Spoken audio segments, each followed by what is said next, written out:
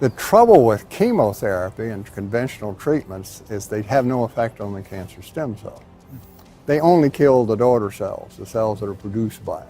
So the tumor will shrink and they'll claim success, but you haven't killed the stem cell, so it all just comes right back. And what they found is when it comes back infinitely more aggressive than it did before. Again, chemotherapy is a chemical agent whose sole purpose is to kill cells. And the thinking, the medical justification is, well, we're only going to kill the cancer cells. Well, even that doesn't work.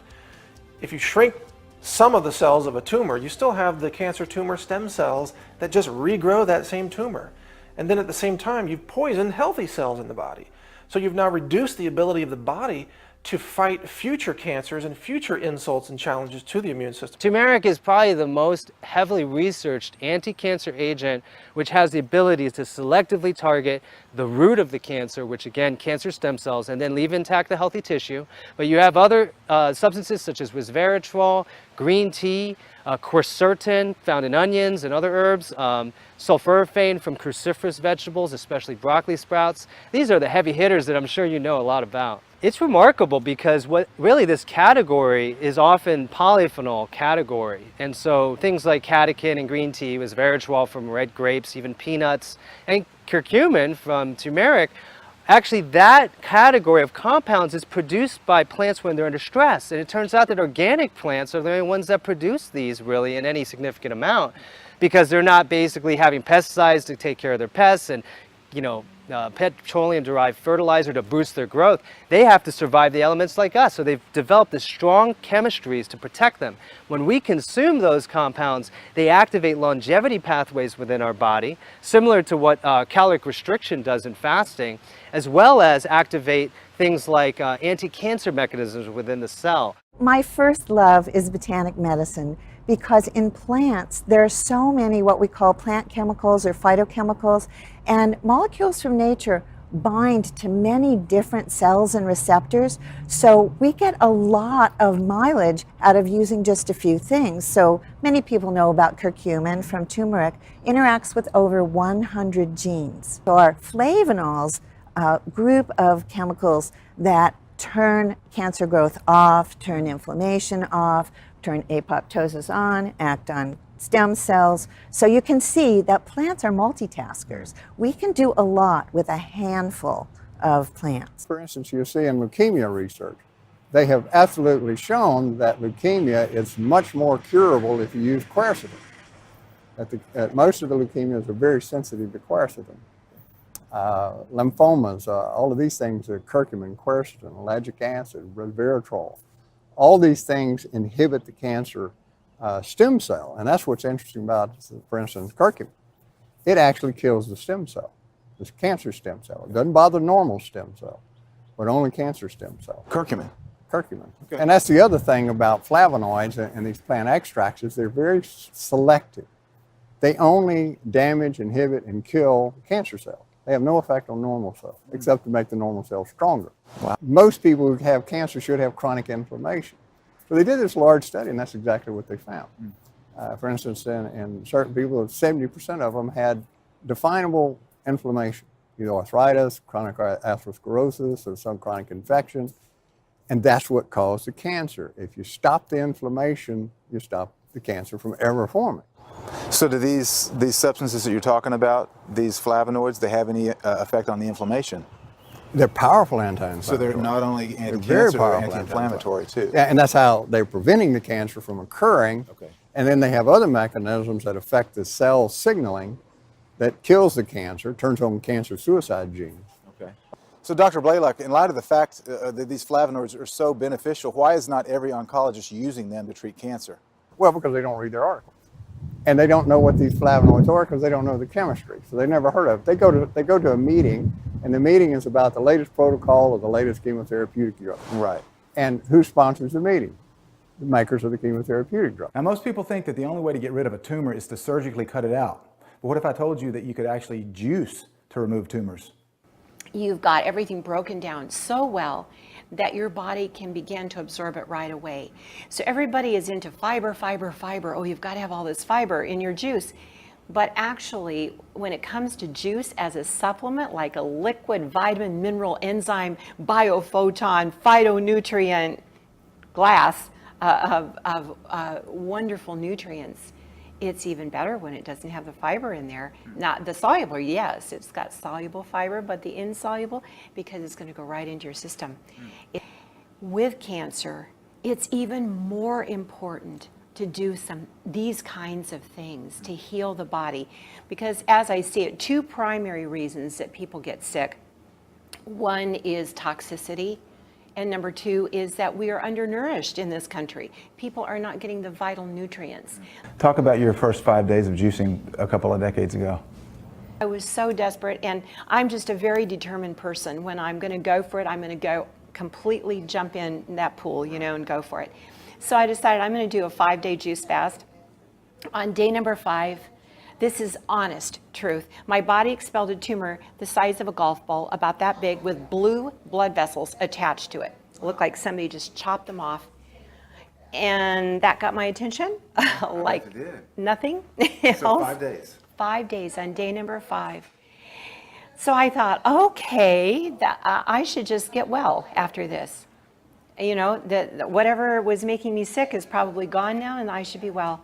No, I was detoxing. I had some good days and some bad days. I was climbing up that mountain, but it seemed like a couple steps forward and then a couple steps back as my body was getting rid of a lot of toxins. But there came a day when I woke up one morning and thought, oh, somebody gave me a new body in the middle of the night. I mean, I felt like a brand new person. I was told that I had base of tongue cancer tumors that had spread to my lymph nodes on my neck. And they were worried that it had already spread to the rest of my body and my organs. I went on total vegetarian food.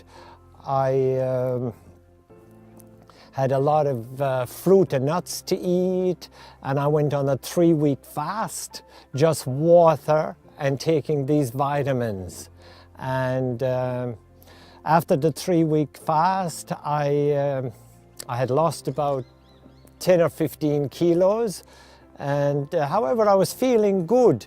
The swelling at the left side of my neck began to decrease in size, and the swelling at my right decreased, and I was able to swallow much more easily, and my tongue was not swollen so much. So I got really encouraged by this because I was under no doctor's care whatsoever. So I continued this treatment until March. At that point I decided, are these tumors decreasing, or has the cancer spread already? That was my major concern. My blood test went to Germany at the end of April, and I got a call from the doctor's secretary on the 8th of May. She said, your results are here from Germany. And he said, Henry, this is a miracle. He said, I've been a doctor since 1979. You are the first person that has come to this clinic that hasn't been messed around with chemotherapy, radiation, or surgery as a cancer cure. And I said, am I? He said, these are marvelous results. Now, Henry worked really hard to create an anti-cancer lifestyle through nutrition and through supplements, and he didn't have to suffer through it. Let's listen to Mike Adams, the health ranger, address that topic. You can have an anti-cancer lifestyle that's actually very friendly, that's very enjoyable, and quite delicious in terms of foods. You know, red grapes, you know, citrus fruits. They're all anti-cancer. You know, all these amazing things that you can eat, they're anti-cancer. Fruits and vegetables, and even nuts and seeds. So many things. Spices are anti-cancer. So you can have an enjoyable life and you can live an anti-cancer lifestyle at the same time. All your vegetables are going to be great. It's hard to find a vegetable that's not anti-inflammatory and anti-cancer. Yeah, it is, because God packaged them just right. They're our most important food in our fight against cancer. We all the brightly colored vegetables, and there are hardly any that aren't. I mean, a few, and they're still good for us. Eat the rainbow, right? Yes, absolutely. One thing I got turned on to years ago was SCACT, and I read about this nurse, Renee Case, up in Canada, back in the 1920s. Many of the cancer patients were referred to her who were terminal by their doctors. And she gave them this tea called Essiac tea, E-S-S-I-A-C, Essiac tea. And it was a blend of herbs given to her by an Indian medicine man. And lots of people were getting cured. But according to mainstream medicine, Essiac tea is quackery. According to the mainstream medicine, all of these natural remedies have no scientific basis. It's nothing more than snake oil. But is this really true? We have close to 100,000 references from scientific journals that tell us about the diet, vitamins, minerals, botanicals, natural energies, and so forth, and their influence on health. So, Ty, don't let anybody ever tell you that this isn't scientific. There's just tons of science. It's just that nobody pays attention to it because, I'm sorry folks, it isn't patentable. During the first half of the 20th century, no less than 9 Nobel Prizes were rewarded or awarded for vitamin research for the benefit of vitamins for human health. In 1963, the German government, under pressure of Bayer, launched what is called a Codex Alimentarius Commission, with the goal to make sure that vitamins and the benefits of vitamins for human health are being eliminated worldwide. So you can see, it is not just you and us talking about cancer. There's a century-long tradition of crime against human health. And when you follow that track, a lot of the things we will be talking about today will become easier to understand for the people that watch this interview. Genetically modified organisms, you take genes from one species and force it into the DNA of other species. Now, the GM crops on the market, there's 9 of them, and the primary traits are either herbicide tolerance or pesticide production. So herbicide tolerance, Roundup Ready is the most popular. Roundup Ready soy, corn, cotton, canola, sugar beets, and alfalfa. They're engineered with genes from bacteria and pieces of virus, etc., not to die. The plant doesn't die when it's sprayed with Roundup herbicide, which normally kills plants. So it makes weeding easier for farmers. They can simply spray over the crops and kill all the weeds, but not the Roundup Ready crops. And the other genetically modified trait that's popular is pesticide production. They take a gene from bacteria in the soil called Bacillus thuringiensis, or BT for short, and take that gene which produces a known insecticide and put it into corn and cotton. So when a bug, certain types of bugs, eat or try to bite the plant, the toxin gets released and then it breaks open little holes in their stomach walls and they die. So now we eat that insecticide and we also eat the Roundup-laden crops. So we're eating 2 types of poisons in these GM crops. What we are doing, if we are modifying the genes in the plants to make them more resistant against bacteria, and what is digesting the food in our stomach and intestine? Bacteria. 2 kilograms of bacteria are in our stomach and intestine. And now you serve them the food which they can't use normally because these are protected by genetical approaches to avoid this destroying. And now new combinations of peptides are left in our stomach and our intestine and absorbed by our blood. Yeah? And then we don't know the interaction with the systems in our body. When we're making plants that are like Frankenstein, that are not natural, that's where we get into trouble, because then we're playing God with nature and we don't know what kind of monsters we're actually going to create, or if our body can actually metabolize them, or if those combinations of genes are going to turn on other disease processes. There's too many unknowns. We are all participants in a mass experiment.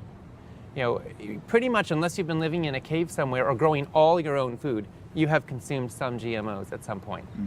But all of our restaurants virtually contain genetically modified organisms in their ingredient supply. So unless you never eat out at restaurants, you're probably being exposed to them. Roundup can promote cancer in many, many ways.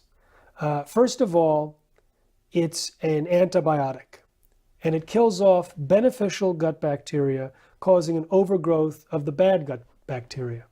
Now, this overgrowth of negative gut bacteria is linked to certain cancers, colorectal cancer, for example.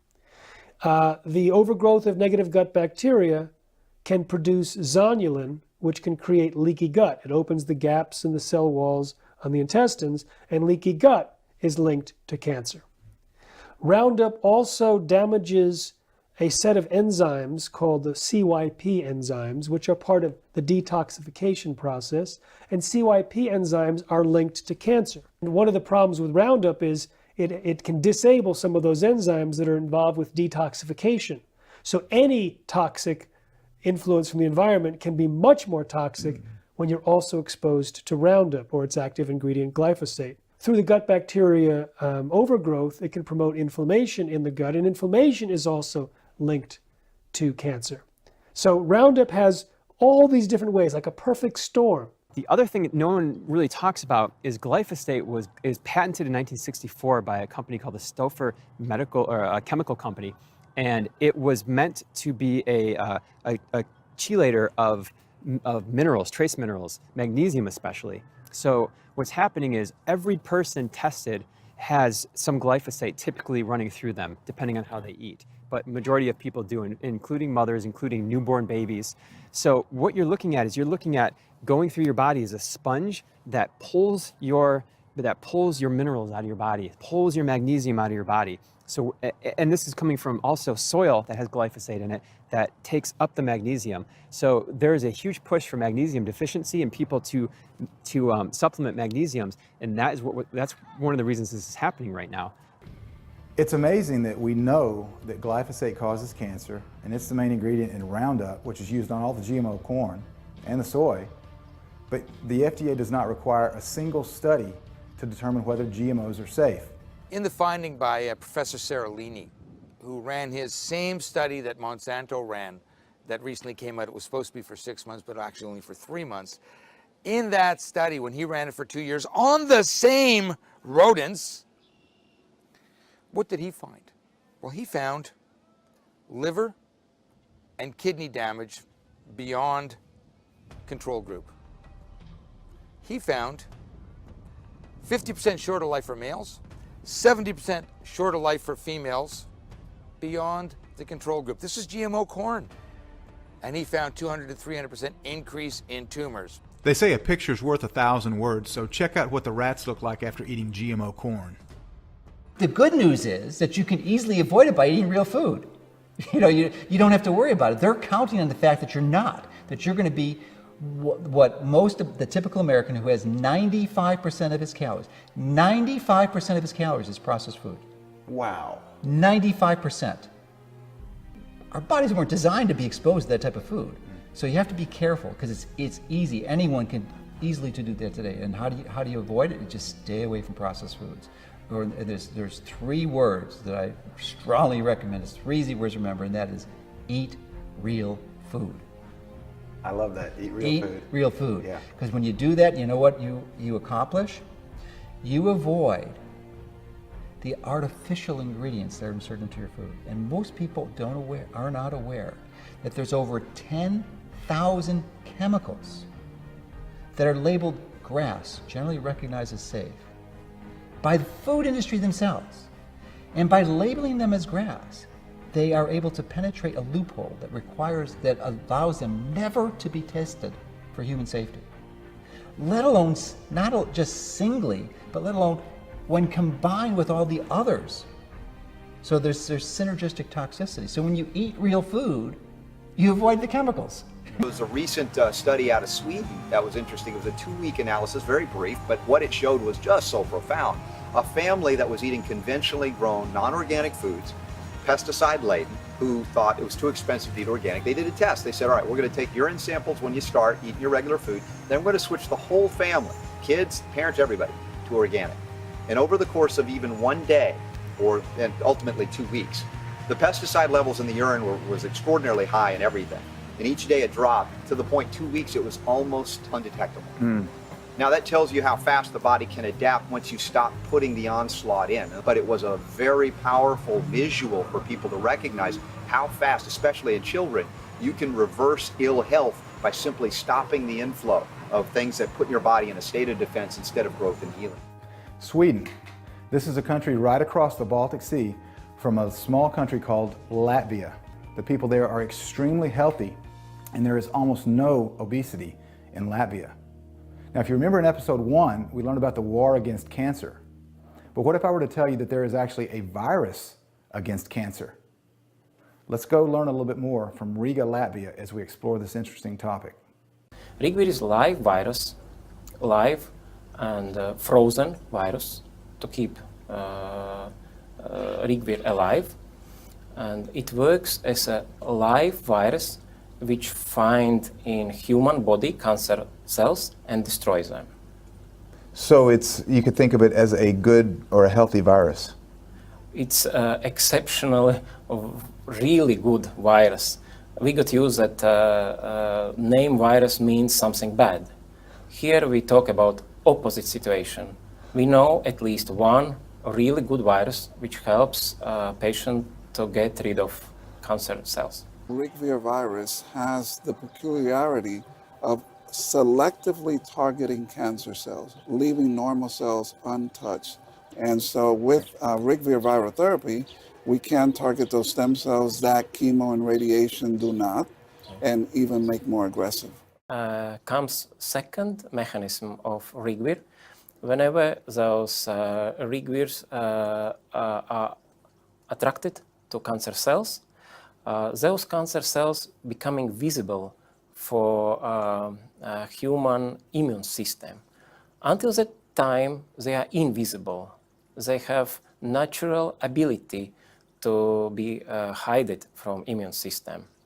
And due to Rigvir guidance, because Rigvir is attached, virus is attached to cancer, and this Rigvir is inside the cancer cell. So immune system, due to Rigvir, recognize cancer and start react against this cancer. The Rigvir is binding to the receptor site on the cancer cell surface called the CD55.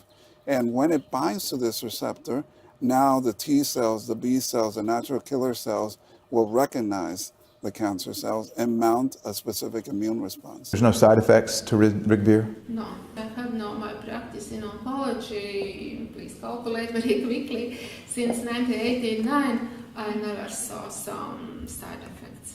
Actually, here in International Virotherapy Center, we have largest experience yet accumulated for virotherapy with Rigvir. So patients today, more than from 40 countries are coming to Riga to get this treatment and to be cured from their cancers. I'm so excited to have been able to share this information with you tonight. I hope it's impacted your life, and if it has, please share with your friends, share with your family. Bring them back tomorrow for tomorrow night's episode, because it will contain some life-changing information. Until then, have a great evening. God bless every one of you out there.